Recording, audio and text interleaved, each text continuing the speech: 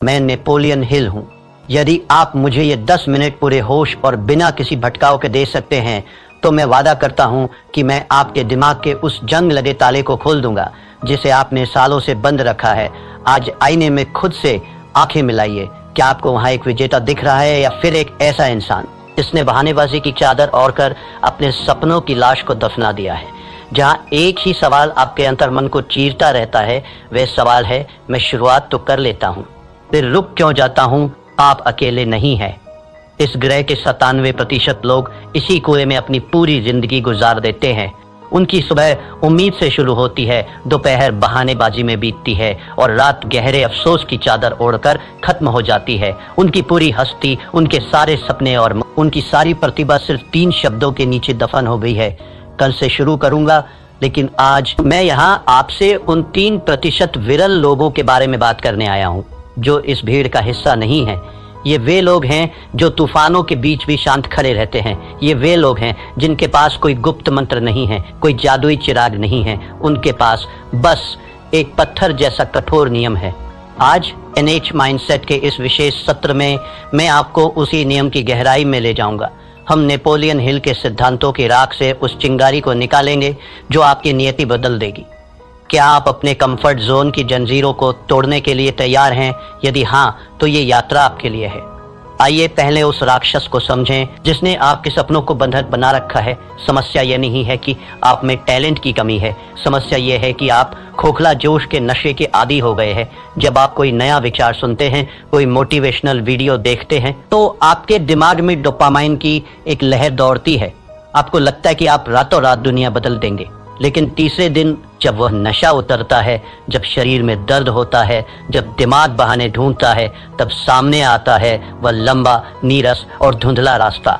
97% लोग यही दम तोड़ देते हैं। वे जोश को अनुशासन समझने की गलती कर बैठते हैं। मैंने अपनी बरसों की रिसर्च के बाद ये पाया था कि इंसान का सबसे बड़ा दुश्मन कोई और नहीं, उसका अपना अस्थिर मन है। एक छात्र की मिसाल लीजिए। वह परीक्षा से 2 महीने पहले एक भव्य टाइम टेबल बनाता है। 2 दिन वह 10-10 घंटे पढ़ता है। तीसरे दिन उसे लगता है कि उसने बहुत कुछ कर लिया है। चौथे दिन एक छोटा सा भटकाव आता है और 5वें दिन वह वापस उसी भीड़ का हिस्सा बन जाता है जहां केवल औसत दर्जे की जिंदगी है। यह निरंतरता की कमी सिर्फ एक बुरी आदत नहीं है, यह आपकी आत्मा का धीरे धीरे होने वाला कत्ल है।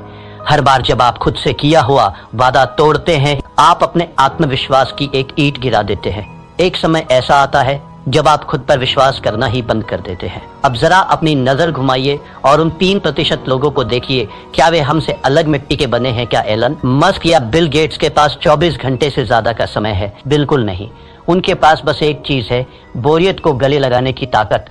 सफल लोग वह काम करने की अद्भुत क्षमता रखते हैं जो बाकी दुनिया को बोरिंग लगता है। थिंक एंड ग्रो रिच में परसिस्टेंस को सफलता का सबसे महत्वपूर्ण स्तंभ बताया गया है। हिल कहते थे कि इच्छा वह बीज है, लेकिन परसिस्टेंस वो पानी है जिसके बिना वह बीज कभी विशाल वृक्ष नहीं बन सकता। ये 3% लोग जानते हैं कि प्रेरणा एक धोखा है। वे प्रेरणा का इंतजार नहीं करते, वे अपनी प्रणाली सिस्टम पर भरोसा करते हैं। जब उनका मन कहता है कि आज रहने देते हैं, तो उनकी अंतरात्मा गरज कर जवाब देती है, यही तो वो क्षण है जहां मैं भीड़ को पीछे छोड़ूंगा। नेपोलियन हिल ने हमें जो विरासत दी है उसे मैंने 7 महासूत्रों में संकलित किया है। इन्हें ध्यान से सुनिए क्योंकि ये आपके जीवन के मंदिर की नींव बनेंगे। पहला सूत्र, निश्चित मुख्य उद्देश्य। आपके भटकने का सबसे बड़ा कारण यह है कि आपको पता ही नहीं कि आपकी मंजिल कहाँ है। मुझे अमीर बनना है, ये कोई लक्ष्य नहीं है, ये एक खोखली इच्छा है। मुझे अगले 12 महीनों में अपने व्यवसाय से 10 लाख रुपए कमाने हैं। यह एक निश्चित उद्देश्य है। जब तक आपका लक्ष्य स्पष्ट नहीं होगा, आपकी ऊर्जा बिखरी रहेगी। अपनी डायरी उठाइए और अभी लिखिए आप वास्तव में क्या चाहते हैं। दूसरा सूत्र, सुव्यवस्थित योजना। सिर्फ ख्याली पुलाव पकाने से महल नहीं बनते। आपको उन पत्थरों को उठाने का एक सटीक नक्शा चाहिए।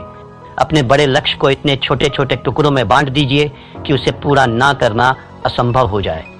अगर आपको एक लेखक बनना है तो पूरी किताब के बारे में मत सोचिए, सिर्फ रोज के 200 शब्द लिखने का लक्ष्य रखिए। तीसरा सूत्र, परसिस्टेंस।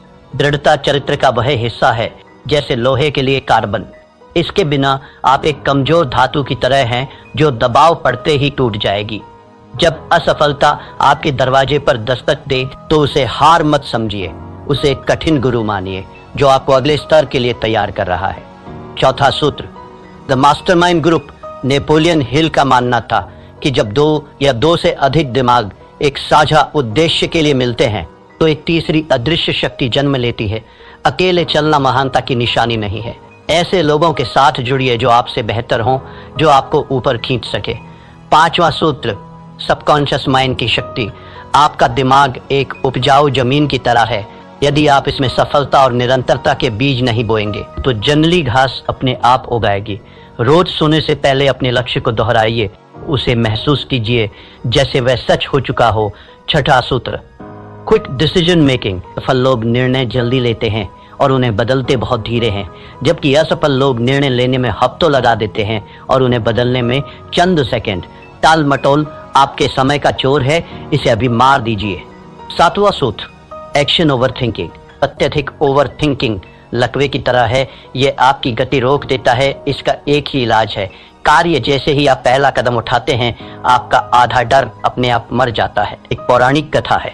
एक छोटे से गांव में एक साधारण कारीगर रहता था। उसने एक दिन संकल्प लिया कि वह गांव की सबसे ऊंची दुर्गम पहाड़ी पर एक ऐसा मंदिर बनाएगा जिसे देखकर देवताओं की आंखें भी फटी रह जाए। गांव के लोग ठहाके मारकर हंसे। उन्होंने कहा, तेरे पास ना धन है, ना हाथ, ना औजार, तू पागल हो गया है। उस कारीगर ने कोई जवाब नहीं दिया। उसने बस अपना एक छोटा सा नियम बनाया। वह रोज सुबह सूरज निकलने से पहले नदी के किनारे जाता, एक मध्यम आकार का पत्थर अपनी पीठ पर लादता और पहाड़ी की चोटी तक चढ़कर उसे वहां रखाता। बस एक पत्थर। एक महीना बीता, पहाड़ी पर सिर्फ 30 पत्थर थे। लोग बोले, यह मूर्खता है। एक साल बीता, पहाड़ी पर पत्थरों का एक ढेर लग गया था, पर मंदिर का कोई आकार नहीं था। लोग बोले, तू अपना जीवन बर्बाद कर रहा है। 5 वर्ष बीत गए। एक सुबह जब गांव वालों की नींद खुली तो उन्होंने देखा कि पहाड़ी की चोटी पर सूरज की पहली किरण एक भव्य सोने के कलश पर चमक रही थी। वहां एक विशाल नक्काशीदार मंदिर खड़ा था जिसकी सुंदरता का कोई सानी नहीं था। पूरा गांव दौड़कर पहाड़ी पर गया। उन्होंने चकित होकर पूछा, यह चमत्कार कैसे हुआ? तूने ये जादू कैसे किया? उस कारीगर ने अपने फटे हुए खून से सने हाथों को दिखाया और शांत स्वर में बोला, ये कोई जादू नहीं है, ये गणित है, रोज एक पत्थर बस। यही वह महान सत्य है जो आपको अपने जीवन में उतारना होगा। महान कार्य किसी एक दिन के विस्फोट से नहीं होते, वे हजारों छोटे, अदृश्य और निरंतर किए गए प्रहारों का परिणाम होते हैं।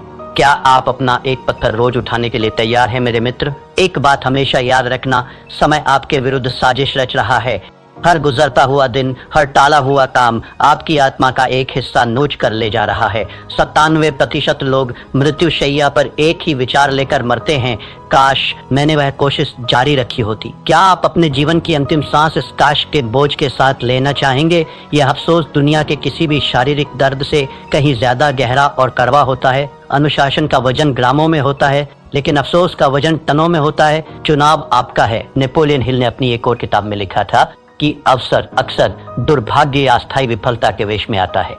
आज जो आप असफलता महसूस कर रहे हैं, जो आलस से आपको रोक रहा है, वह वास्तव में आपकी परीक्षा है। जो इस परीक्षा को पास कर लेता है वही उस 3% की श्रेणी में खड़ा होने का हकदार बनता है। जीवन के विभिन्न क्षेत्रों में निरंतरता का प्रभाव, ये सिद्धांत केवल पैसों तक सीमित नहीं है, ये मानवीय उत्कृष्टता का सार्वभौमिक नियम है। धन के क्षेत्र में यह रोज की छोटी सी बचत है। अगर आप रोज 1% बेहतर होते हैं तो चक्रवृद्धि ब्याज, कंपाउंड इंटरेस्ट के जादू से आप साल के अंत तक 37 गुना बेहतर हो चुके होंगे।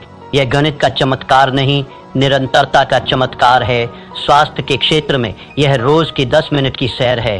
एक दिन में कुछ नहीं बदलता, लेकिन 10 साल बाद यही 10 मिनट आपको बुढ़ापे में भी जवान बनाए रखते हैं। संबंधों के क्षेत्र में यह रोज की वो एक मीठी बात है, वह छोटी सी परवाह है। प्यार कोई एक दिन का उत्सव नहीं है, यह रोज की जाने वाली साधना है। आत्म विकास के क्षेत्र में ये रोज की 10 पंक्तियां पढ़ना है। एक साल में आप 365 पन्ने पढ़ चुके होंगे, यानी एक पूरी किताब का ज्ञान आपके भीतर समा चुका होगा। ये संघर्ष बाहरी दुनिया से नहीं है, यह आपके भीतर चल रहा एक गृह युद्ध है। आपका मन एक सॉफ्टवेयर की तरह है जिसे सुरक्षा और आराम के लिए प्रोग्राम किया गया है। वह आपको हमेशा रोकेगा। वो कहेगा, आज सो जाते हैं, कल बहुत काम था, अभी मौसम खराब है। लेकिन आपकी आत्मा, वो दिव्य अंश जो आपके भीतर है, वह जानती है कि आप किस मिट्टी के बने हैं, वह जानती है कि आप अनंत संभावनाओं के मालिक हैं। आपको अपने मन का गुलाम बनने के बजाय अपनी आत्मा का सेनापति बनना होगा। नेपोलियन हिल कहते थे कि मनुष्य का मस्तिष्क जिसे सोच सकता है और जिस पर विश्वास कर सकता है उसे वह प्राप्त भी कर सकता है, लेकिन विश्वास केवल सोचने से नहीं आता। विश्वास कर्म से आता है। जब आप रोज अपना वादा पूरा करते हैं तो आपका दिमाग आप पर भरोसा करना शुरू कर देता है। अब वक्त है कोरी बातों को क्रिया एक्शन में बदलने का। मैं आपको एक चुनौती दे रहा हूं, 90 दिवसीय परिवर्तन योजना। पहला चरण, 1 से 30 दिन आदत का निर्माण। इस दौरान अपनी चुनी हुई आदत को सिर्फ 5 मिनट दें। चाहे बाहर तूफान आ जाए, चाहे भूकंप आ जाए, वो 5 मिनट आपकी जिंदगी के सबसे पवित्र मिनट होने चाहिए। यहाँ आपका लक्ष्य परिणाम नहीं बल्कि उपस्थिति दर्ज कराना है। 31 से 60 दिन, पहचान का बदलाव। अब आप केवल वह काम कर नहीं रहे हैं, अब आप वह काम बन रहे हैं। खुद से कहिए, मैं वह इंसान हूं जो रोज व्यायाम करता है, मैं वो इंसान हूं जो रोज पढ़ता है। आपकी पहचान बदलने लगेगी। 61 से 90 दिन मोमेंटम का जादू। इस अवस्था में पहुंचते ही जादू शुरू होगा। अब आपको खुद को धक्का देने की जरूरत नहीं पड़ेगी। अब आप एक ऐसी ट्रेन की तरह हैं जो 100 मील प्रति घंटे की रफ्तार से दौड़ रही है। अब आपको रोकना नामुमकिन है। तो मेरे साथी यात्रियों, अब आप उस तिराहे पर खड़े हैं जहां से 2 रास्ते अलग होते हैं। पहला रास्ता वही पुराना और घिसा पिटा है 97% वाली भीड़ का, जहां बहुत आराम है, हजारों बहाने हैं और अंत में एक सड़ा हुआ बदबूदार अफसोस है। दूसरा रास्ता उन 3% विरल व्यक्तियों का है जहां शुरुआत में अकेलापन है, जहां पसीना है, जहां दर्द है, लेकिन जिसके अंत में अमरता और शिखर है। आपका दिमाग अभी भी आपके कान में फुसफुसा रहा होगा, कल से देख लेंगे भाई, आज रहने दे। उसे एक जोरदार मानसिक थप्पड़ मारिए, अपनी आत्मा की आवाज सुनिए, अपनी डायरी उठाइए और आज इसी वक्त अपने मंदिर का पहला पत्थर रखिए। याद रखिएगा, इतिहास उन्हें याद नहीं रखता जो शुरू करते हैं, इतिहास उन्हें याद रखता है जो खत्म करते हैं। आज का यह दिन फिर कभी वापस नहीं आएगा।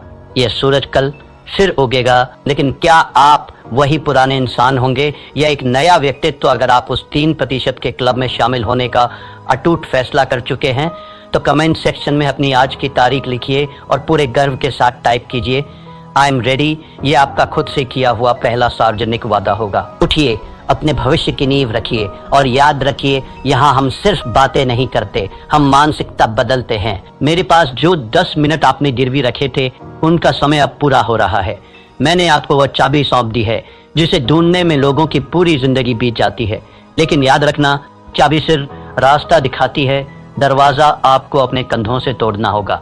अगर आपकी रगों में अब भी वो खोखला जोश नहीं बल्कि सफल होने की एक ज्वलंत इच्छा दौड़ रही है तो इस चैनल को अभी सब्सक्राइब कीजिए, क्योंकि NH माइंडसेट कोई मनोरंजन का चैनल नहीं है। यह उन 3% लोगों का गुप्त किला है जो अपनी किस्मत खुद लिखना जानते हैं।